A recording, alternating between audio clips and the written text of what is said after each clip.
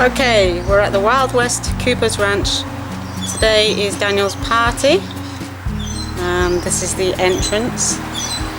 So, in we go. So, first on the left is the gold mine. So we'll do a bit of a treasure hunt in there. Props there, explosions. Next we've got the sign, Camp Dan. So here's the campfire for tonight. And here is the homemade teepee.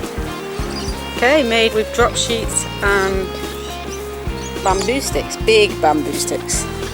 So we reckon about 5-6 kids could fit in there. Okay, we have the hitching post where all the horses are. We made these out of crew socks, felt and stick-on eyes. So the kids have all got a hobby horse. There's the wanted reward, $10,000. We have the Wild West party sign, bank, deadwood, just a few more logs and props. We have the party bags, all very cute there. Okay, next we have the food table.